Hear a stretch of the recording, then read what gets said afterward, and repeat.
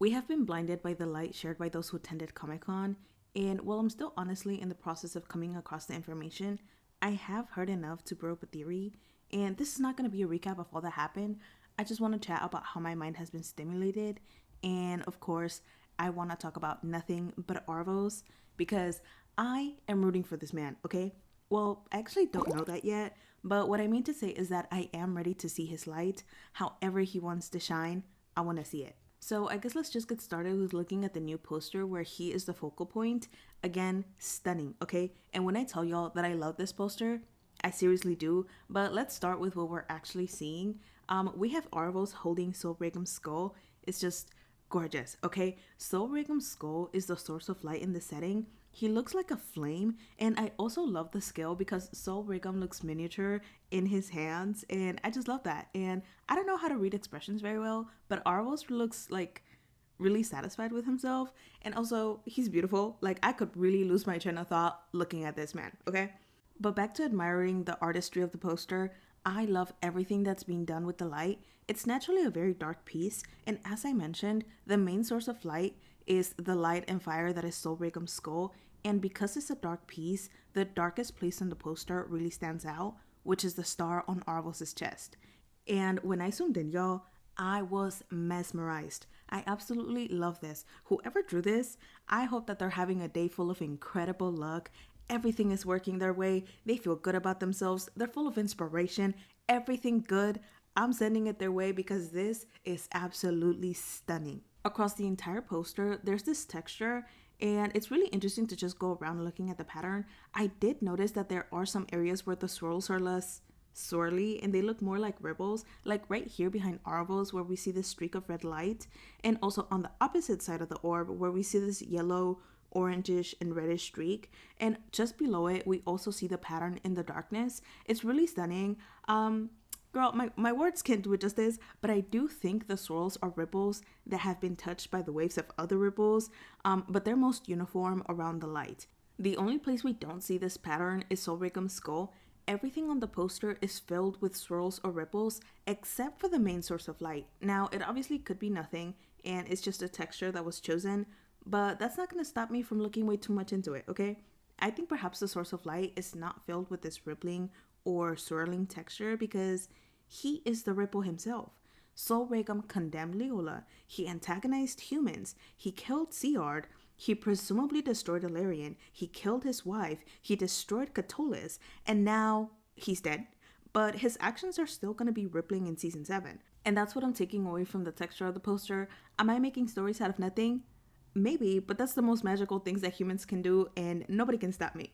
But moving on, other than the two subjects, we also have the orb, which we kind of touched on, but it is our secondary source of light. And when I first looked at it, because I am a moon girly, I naturally thought of an eclipse. Which, by the way, how are you guys doing? That solar eclipse followed by that full moon in Aries? Yeah, it was not for the weak. I'm still recovering, and we're already processing the new moon in Scorpio, so if the past month has been fiery or intense, I hope you can give yourself grace because we're in it together, okay? I'm wishing you well. But back to the poster, I naturally thought this orb could be an eclipse. We've sort of seen one in season 5 during Viren's dream where we see Claudia stepping into a sea of blood. And also, generally speaking, eclipses in media are used to symbolize crucial events, but I think more accurately, it's to indicate a ripple and the shifting wave. Are any of you upon the Nexus familiar with the Dark Crystal? Maybe not, but I'd imagine that a lot of you are familiar with the Day of the Black Sun. Significant things happen around the time of an eclipse, but it's a mere drop for the events to follow. So I actually wouldn't be surprised if we see an eclipse in Xadia sometime soon, and not just because it's a common device in stories used to indicate some big battle, but because Aaravos is a Startouch elf. And if you're like, what's the moon got to do with it? You came to the right place, okay? An eclipse is a planetary alignment of sorts. It's when the sun, moon, and earth are lined up, and a solar eclipse is pretty noticeable because the light of the sun is hidden for a few minutes during the day.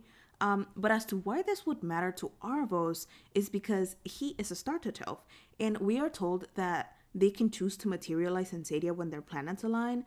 This is also kind of unclear to me because the Elder says when their stars align with our world, they may choose to materialize and walk amongst us here in Xadia. So I'm not sure if the Elder is referring to Xadia's solar system as belonging to the Startouch Elves, or if he actually means that each Startouch Elf has their own individual solar system, because, they are stars, and those separate set of planets need to align.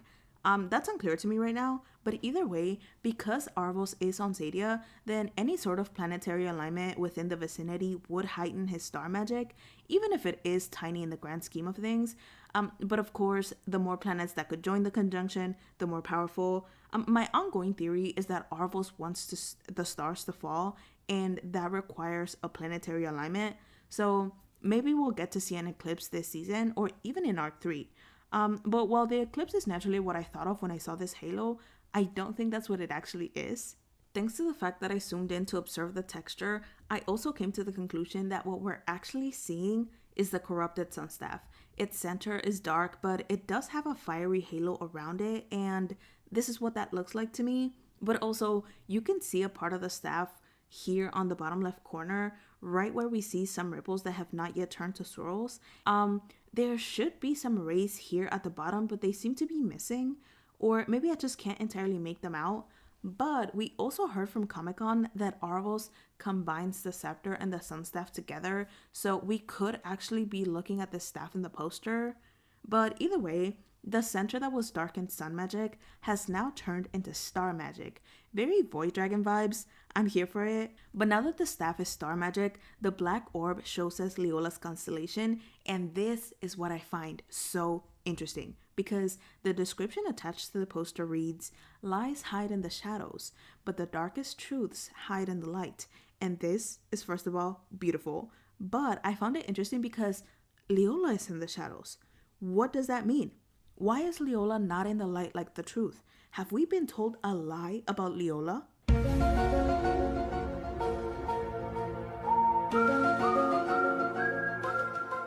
I don't know, but those are the questions that popped into my mind. And I also feel like we're not being told everything about what actually happened. I want to take Aaravos at his word when he says that he doesn't lie, but also other tweets from the panel do mention how Callum asks a disguised Aaravos for his name and he doesn't tell him. So this is also contributing to the idea that, okay, maybe it's fair to assume that he in fact does not lie, because he could have just made up a name, but he clearly didn't. But back to Leola, just because I may accept that Aaravos does not lie, that does not mean that he's not deceptive, okay? It could be that he's telling us the truth about Leola, but there's more information that he's leaving out that would completely change the context of the events. And I've sort of mentioned before that I had a video planned where I compiled a bunch of information. It was going to be a video about everything that we know about Aaravos and the Star Arcanum, and it naturally does include a lot of speculation, but the sheer size of that, yeah, I basically stopped halfway because it was too much. So I don't think that's ever going to see the light of day, at least as it is now. It's best for me to just focus on things as they're coming out. But now is a good time to share some of the things that I found, okay? So when it comes to Leola, the information is currently kind of unreliable because we hear different accounts of events. We first hear of them in the novelization of Book 1, then in the Tales of Xadia, and finally in Season 6. And while there is overlap in the information that we are receiving, some things are not adding up. So buckle in, put on the Startouch lenses, although I should have thought of saying that as soon as I started talking about the texture of the poster, but you really need them now because I'm about to read so deep into the information that we have that we're gonna be seeing molecules at the end of this, okay? So put on the Startouch lenses and let's start with the first source that we have, which is the novelization of Book 1. And this book's prologue is narrated by Aaravos of the First Elves, and it's basically a brief lesson of Xadia's history, how it used to be one land, so on and so forth. But here's the relevant part. Unicorns were always the most selfless of the Xadian beings. There came a time when, filled with pity, they desperately wanted to help the struggling humans. After all, it was not the humans' choice to have been born without magic, but the first elves were wary. They warned the unicorns that kindness was not always returned with kindness. It would be a mistake to trust the species. After all, if humans were supposed to use magic, they would have been born with it. Okay, we're gonna pause here to chat about the first observation. The most jarring thing here is that unicorns are referred to in the plural. And I already warned you that we were looking into the molecules of this, so yes, I am paying attention to these things. Leola is just one person, and we can assume that it is not a pronoun thing because in Stardust, Aaravos refers to Leola as his daughter, a brilliant girl, and with she and her pronouns pretty consistently. So the fact that this excerpt refers to the unicorns in a plural sense stands out to me. And again, in universe, this is something written by Aaravos, who claims to not lie. The next thing of note here is that we don't actually know that Leola got a warning. She was on trial after a single bitter witness said he saw what he saw, and Leola was not warned by the council. She was caught and presumably immediately was sentenced to death. Now, we can interpret this to mean that Aaravos warned her. He is her father and one of the first elves, but again, the first elves who warned the unicorns are referred to in the plural, okay? So keep that in mind and let's keep reading. However, the unicorn's compassion ran deep, and they could not be convinced. So despite the elves' warning, the unicorns bestowed the waste of magic onto humans. They gifted a few wise humans with powerful orbs called primal stones, which contained vast magical energy. Then they taught them to draw runes to attract and focus the stone's power, and speak the ancient words used by dragons to release that energy as magical spells. Finally, humans had the ability to take care of themselves and end their own suffering. They fed their hungry, cared for their poor, and healed their sick. As they thrived, they elevated humankind in other ways, learning about the world and the stars and the arts. They created songs and poetry and other beautiful things. Okay, so now we have some more information to question. The most suspicious thing here is the mention of primal stones. Leola was probably thousands of years old at the time that she was taken by the Cosmic Order, but she was still just a child. We only ever see her play with children. Now, she is of course using her magic, but we don't see primal stones anywhere. And before we move on to that, I actually want to throw in more speculation in here about what we're seeing in the flashback, because I think that this flashback is actually taking place over a really long span of time. First of all, we see Leola as a baby, and then when she's a small child, and she kind of remains this age for the remainder of the flashback, but I think it's possible that hundreds, if not thousands, of years are passing by.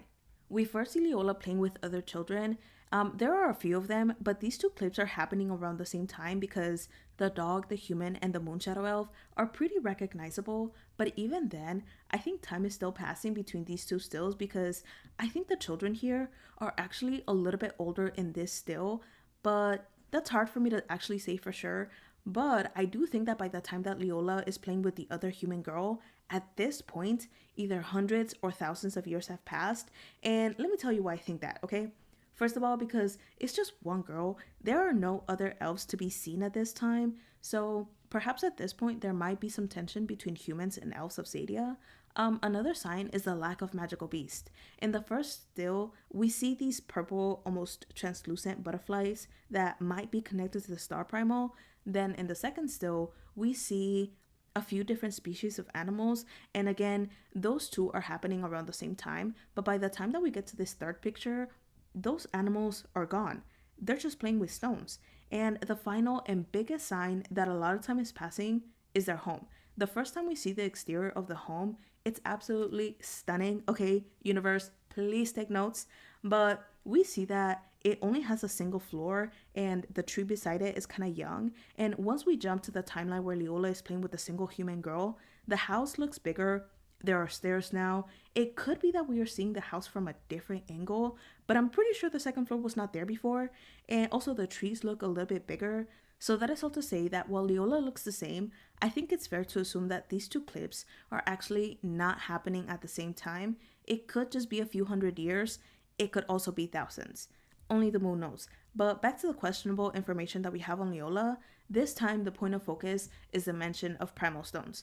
We see her play with stones, but they are very clearly not primal stones.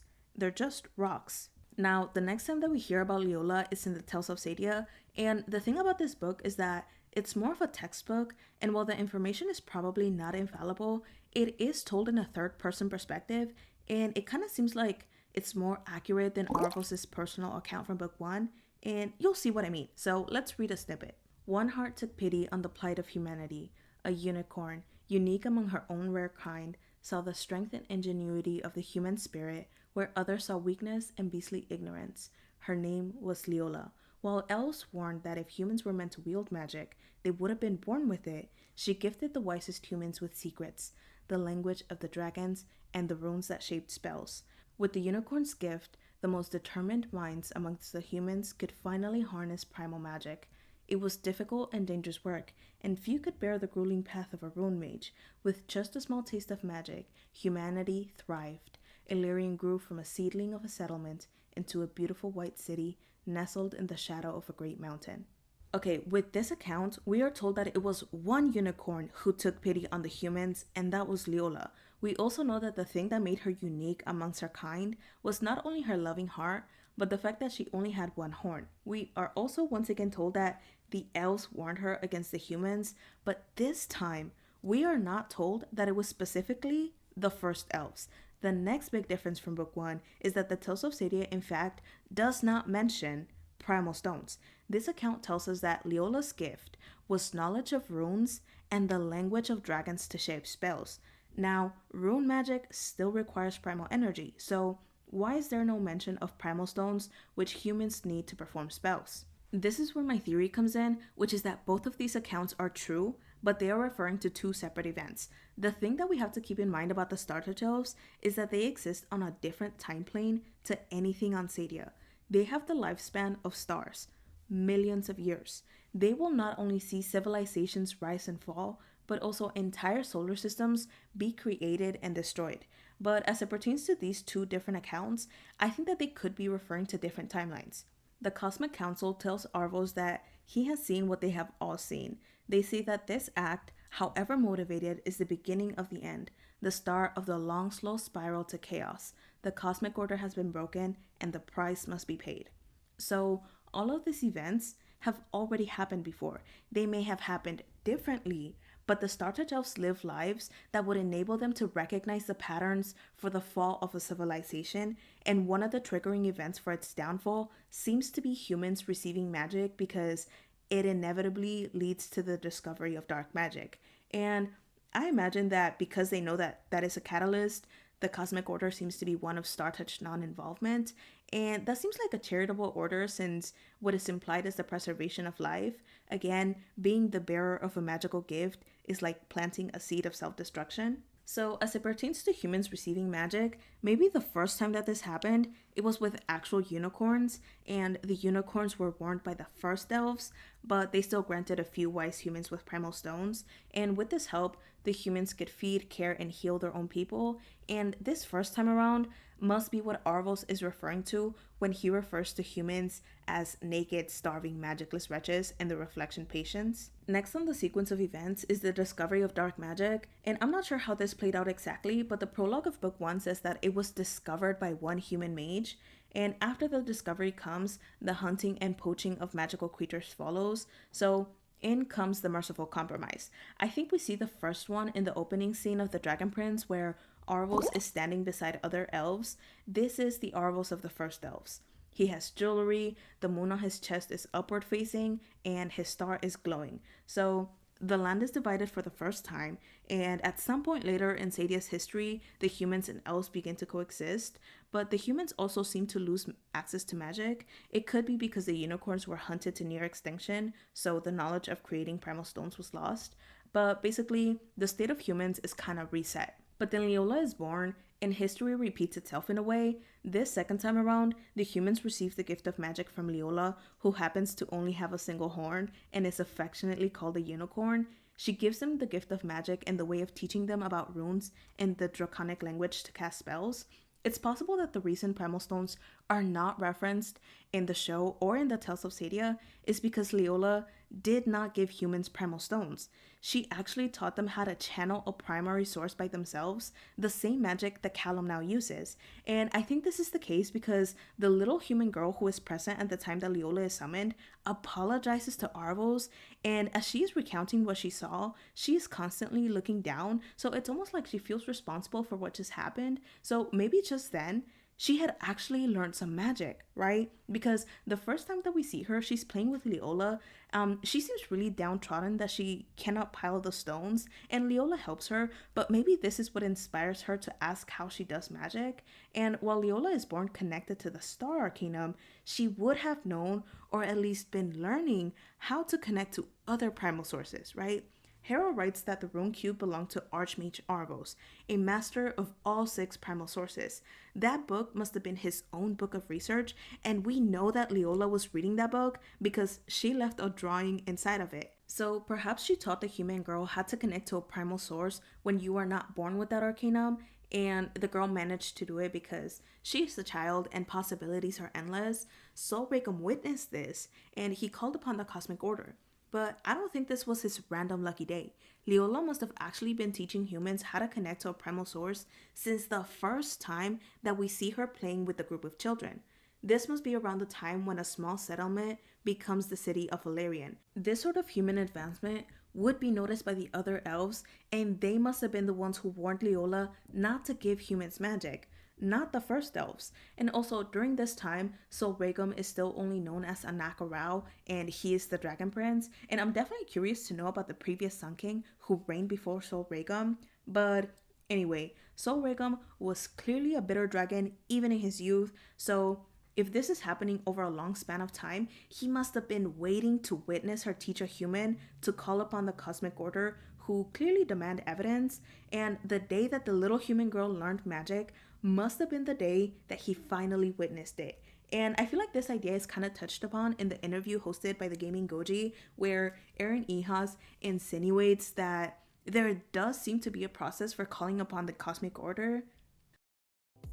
I mean, why has Aaravos not faced it? Well, you may have to ask, like, well, what does it take to face it? How can someone be called before cosmic justice? How does that work? So that's stuff that we have thought about, but I kind of don't want to fully get into right now. I mean, what I would say is that Aaravos's kind of current experience, which may have, and kind of agenda, which may be playing out over hundreds or 1,000 years or so, is really a blink of an eye for Startouch Elves, right? So maybe he will face it at some point, or maybe he's entitled to do what he's doing. I don't know. I mean, you don't know until you know. So, like, but I will say the main thing is that time plays out across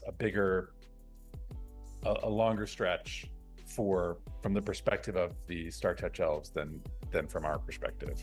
So, as for why Aaravos has not been brought before cosmic justice, it seems to be the case that the Startouch Elves just haven't noticed. The fact that he's moving pieces on a chessboard is still imperceptible because barely a moment has passed for them. They only noticed Leola because of Anakarao, and he only noticed the humans' new magic because they managed to build the first human city, but this would not have happened in a day. The next time we hear of Elarion is in the Midnight Star poem, where the city is under constant vigilance and the humans ask the stars to cast their light, but the stars turn dark the sky. This is when Leola was punished, and a good amount of humans leave the city. So the city had already been fully established at the time that Leola fell. She tragically dies, and 100 years later, after the creation of the Sea of the Cast Out, Aaravos stops crying, his life takes on a new purpose, and he teaches the humans who remained in Elarion how to perform dark magic. So while it's probably true that a human discovered dark magic, that must have happened the first time around, but the second time, it was a gift to those who remained in Elarion. And at the same time that this is happening, Sol Ragem is coming into power, the use of dark magic is on the rise, and so is the tension between humans and dragons. This continues for 200 years until Sol Ragem is blinded, CR dies, and Elarion is presumably destroyed not long after. In comes the second merciful compromise, and this is what we're seeing depicted in this shot of the opening scene. In this clip, we no longer see Aaravos standing beside the elves, and I know that this is the merciful compromise because there is this art in the Tales of Xadia depicting this event, and we see three figures that look very similar to the ones in the shot. Now, there are a few people missing, like a DT, a Moonshadow Elf, and a Skywing Elf. Also, this Moonshadow Elf in the art does not have a staff, so I'm not sure if this is the same one exactly, but These two other Sunfire elves are depicted pretty clearly. The elf with the Sunstaff has a pretty recognizable crown, which kind of looks like she may be the Golden Knight of Luxoria at the time, and the other elf in the art has a sword and a pretty recognizable haircut. So I'm not sure why there are people missing, but the point is that this event is different from that where Aaravos is present beside a different set of elves, but both frames are depicting a merciful compromise. The first time, Aaravos was still part of the council, and that's why he wears his crown, but the second time around, Aaravos is not present because his star has darkened, and he was the one who gave humans dark magic. So that's my theory. It was the species of unicorns that gave humans knowledge of primal stones. A human then discovered dark magic, the land was split, but then millennia later, one civilization is reset in a way. Leola, who is referred to as a unicorn, teaches humans how to connect to an arcanum. Both of these events were the beginning of the end and what starts the descent into chaos. The next theory that comes to mind is the fact that Aaravos could go into the in-between, which Vero actually called in one of his videos. He theorized that we might see Leola again, even if it is through spirit form, and I'm on board now. I think we could see some version of this happening. Some of the news that have been trickling out after Comic-Con are that Aaravos wants to make a moon primal stone to get a soul out of the in-between. It's framed in a way that it's for Claudia's sake, as in she wants to see Viren, but it's more likely that Aaravos wants to go in there for his own reasons. Maybe he wants to see Leola through the portal, or perhaps he plans to use moon magic for something a little bit more sinister. We have yet to find out what this shadowy being in the moon poster is all about. Maybe we'll find out what this creature is if Aaravos ends up going into the in-between. We'll probably see moon magic be corrupted, kind of like Kimdial's magic. I'm really hoping that we'll see her again at some point. Either way, moon magic is on the menu for season 7, and I'm happy. And I know this not only because of the coverage available from the first episode of season 7, but because of none other than the graphic novel Dreamer's Nightmare. Okay, yeah, this girl was blessed by the universe and I got my hands on it. And guess who was totally wrong about seeing a void dragon in Dreamer's Nightmare? Yeah, I'm raising my hand. It was a good theory, it just wasn't meant to be. That being said, it's all about celebrating the small wins, and I did say that dreams are not only a part of star magic, but also moon magic. And I'm pretty sure that turned out to be true. I actually don't know. In that graphic novel, the town of Noct is experiencing a phenomenon where random storms are causing adults to fall asleep. The children remain awake, but they see a monster in the storm, and that's the whole premise of the book. But spoilers ahead from here on out for Dreamer's Nightmare, okay? Spoilers, that is the official warning. Proceed with caution.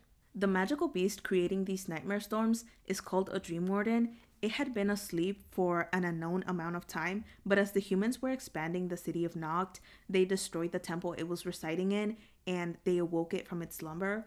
The Dream Warden seems to be a combination of a few different beasts, and it was not specified, but I do think it's implied that this magical beast is connected to the Star Arcanum, although it could also be connected to the Moon Primal. It's just unclear as of now, but what makes me think that this is star magic is that the Dream Warden is presumably immortal, and it is also very similar to the unicorns in that only the pure of heart can find or perceive them. In Puzzle House, spoilers for the end of the graphic novel by the way, Claudia finds a gift left behind by Kapar before he was trapped in a coin, and the gift turns out to be a map, and the whole thing about this map is that only the pure of heart can see into it. It leads to what we now know will be called the Garden of Innocence. And if I were to intensify the prescription on my StarTouch lenses, I think the Garden of Innocence is right here just north of the Castle of Catolis, somewhere between the Banther Lodge and the Cursed Caldera, which is also the moon nexus. So we're kind of starting to see how the star and the moon primal can be intertwined. But I do think the Dream Warden is star magic because something else that we learn in Puzzle House is that a pure heart is something that is naturally lost with age. But back to what we learn in Dreamer's Nightmare, we learn that the only literature detailing the phenomenon that is happening in the town of Noct is actually a fairy tale. But it actually seems to be a moon shadow fairy tale. So this book was presumably written before the time of the Great Schism, when the moon shadow elves still inhabited the western side of the continent.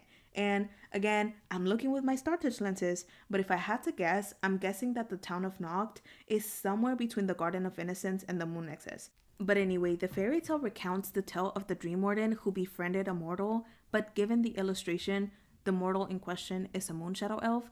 This was apparently forbidden for dream wardens, but this one was young, so it befriended the girl in a world of dreams. But one day, the girl stopped showing up for them to play together. The dream warden began to create widespread nightmares until he found the girl. Unfortunately, the girl could no longer see the dream warden because she was no longer a child, and heartbroken, the dream warden vowed never to befriend a mortal again. But did you think that I was done trying to figure out when all of these events are happening in the timeline? No, okay? In the beginning of the book, we do hear the mayor say that the last time an elf was sighted in Noct was during the time of the mayor's great-great-grandmother, so a few generations ago, and at the end of the book, we see the Dream Warden looking at a statue of a human that is in Noct's town square, and before it disappears, the Dream Warden makes a staff and leaves it on her statue. So the whole point in me telling you that backstory is that coverage of Season 7 does allude to Aaravos searching for moon magic, and Dreamer's Nightmare conveniently shows us that there is a moonstaff in the town of Noct. Ezrin is the only one who sees it, and no one else makes mention of it, so I do wonder if the staff is actually concealed and only the innocent can see it to begin with.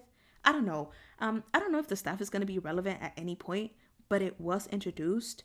I'm not sure. I've said it before and I'm gonna say it again. I'm actually really worried for Season 7. I genuinely don't know what to expect. I feel like there are a lot of unanswered questions, a lot of unresolved plot points, and so little time. I don't know. But anyway, back to talking about Dreamer's Nightmare. I think this fairy tale that we hear of also mirrors Leola, and I know that all I'm saying is speculative, but it does make sense. I think the Dream Warden is star magic, and it also reflects Leola's relationship with the humans and elves, right? Again, I think this flashback that we're seeing of Leola is taking place over centuries, but Leola is not changing. She would have seen those children that she played with grow, leave her behind, and die while she still remains a child. And that reminds me of this Dream Warden who wants to play with the children, but that attachment ultimately brings it pain because they eventually lose their childlike innocence and stop perceiving it altogether. They will forget that the Dream Warden is real to begin with, and this to me is giving star magic because the Great Ones are kind of treated like myth in Xadia, and the Dream Warden is only heard of in fairy tales. So yeah, I feel like this tale was giving us hints as to what the Startouch experience is like and why most of them are detached to begin with. They're just gonna outlive everything on Xadia. Their seclusion must also exist to protect themselves. And this is why Leola was such an exception, and even more parallels to this Dream Warden. The Dream Warden was said to be young. It was not supposed to befriend the mortals, but it did anyway. That is just like Leola. She befriended both humans and elves, but that also happened because she was a child. So yeah, I genuinely love this fairy tale. I honestly love all the Dragon Prince literature that we've gotten. I love the poems, I love the short stories, and it is in places like this that the inspiration from A Game of Thrones is most obvious, and this is exactly the part that I love. This kind of world building, where the truth is hidden in plain sight, is a Song of Ice and Fire coded, where the stories that are kind of in the background are laying the groundwork for the story that is unfolding. And that is the highest praise that I can give this world from the pitch black bottomlessness of my heart. And when I open my eyes to the future, I'm hoping to see a full version of the poem of the Death of the Immortal. Don't think that I didn't notice that Kasi only read the last bit of it, okay? And as a matter of fact, I'm dancing with the stars here. The Epic of the Void is a mystery that I must know, okay? A girl can dream. And now I can remove the Startouch lenses so that I can sum things up. The poster is beautiful. It had me looking into different dimensions. Season 7 is looking like a bunch of drama. This is the kind of tea that I like. I do have theories about Leola's timeline. It's a lot of guesswork. I may have gazed too long into the tapestries of the star weaving spiders there, but I do look forward to seeing how Aaravos' story will unfold. I naturally have some concerns about Season 7, but at the end of the day, I want to see the stars align, okay? I'd love to hear your thoughts on all that I covered here. I know it was a long chat, but the context is really important to my theories, so I couldn't help but share all that. If you enjoyed this video, hit the pretty like button, subscribe if you want to be a part of this beautiful moon nexus, and hit the bell if you want to be notified whenever the stars align. But until then, Tenebras post Lux.